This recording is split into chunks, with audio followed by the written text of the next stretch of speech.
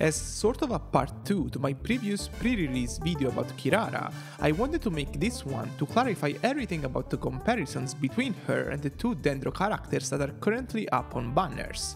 So Kave and Baiju. Honestly, after the last community post I made on YouTube, I felt like twisting my content a bit, but my sense of responsibility towards all my Genshin followers prevailed. The first thing you need to know when you compare these three characters is how they stack up defensively to each other, since that's their main utility. Kirara comes with a Dendro shield that normally has 10,000 effective HP, and can go up to 15,000 if you manage to make it stronger through her passive, which requires you to use the hold version of her elemental skill. Those actions respectively lead to a 8 and 12 seconds cooldown for her elemental skill, so in a 25 seconds long rotation, she should be able to provide 30,000 effective extra HP for her allies.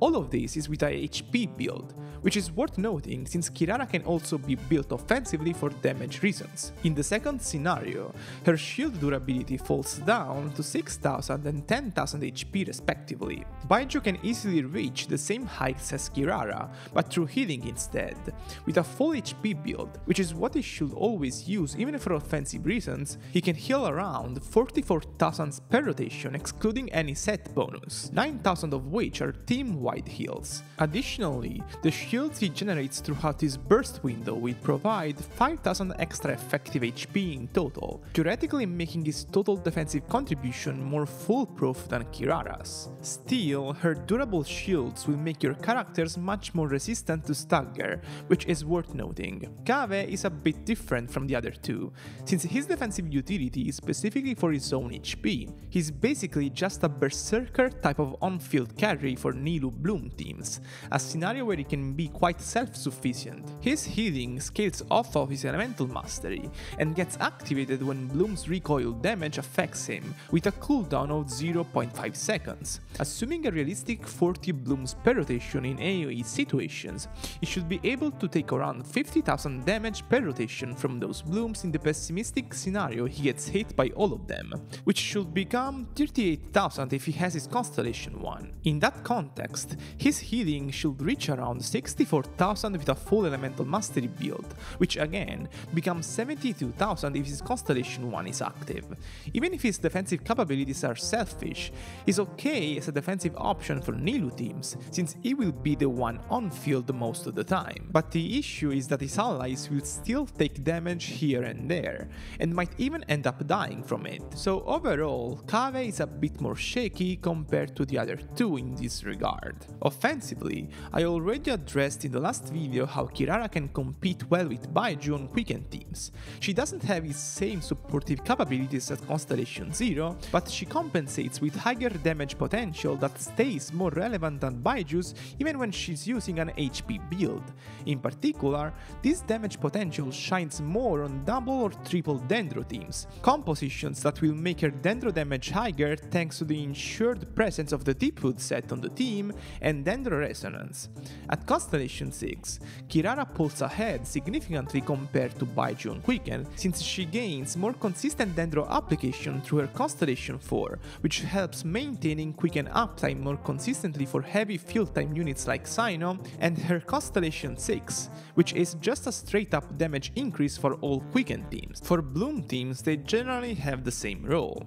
They can function well alongside Nahida on the team, and they just won't be drying on field most of the time. Kirara offers more front-loaded AoE application compared to Baiju, but without her Constellation 4, which gives her a consistent off-field application, the team might feel a bit clunky if you don't use Nahida on-field for Dendro application, since Nilou teams like to use Hydra on-fielders instead to maximize Bloom generation. This generally means that unless Kirara activates her Constellation 4, Baiju will be more foolproof. On the opposite, if Kirara has that Constellation activated, I really like her case, especially since her shield has extra durability against Bloom damage, since it's Dendro damage. Baiju, however, wins in the flexibility department. First and foremost, he's a very competent driver for Burgeon and Hyperbloom teams, not on Nahida's level offensively due to lack of consistent AoE application, but a quite great replacement nonetheless, while also offering loads of healing.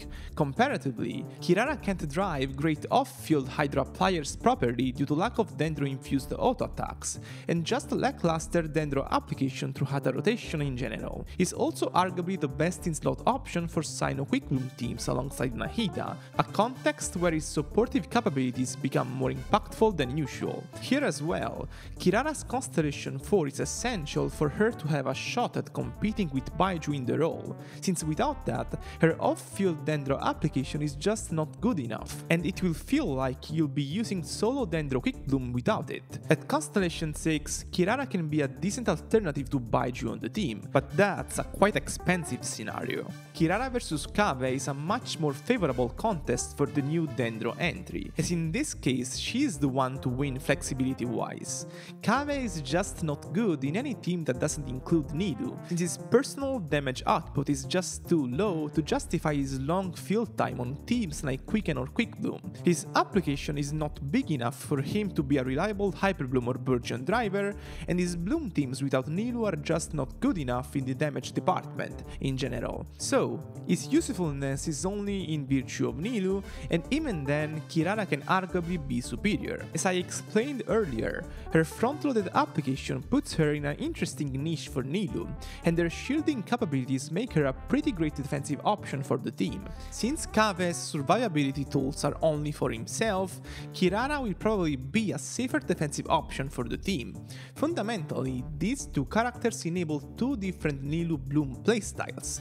Kave has to be used with a Hydra off-fielder like Xingqiu, since he's going to be the on-field driver for the team, while Kirara imposes no restrictions since she can do her entire job in a couple seconds worth of field time.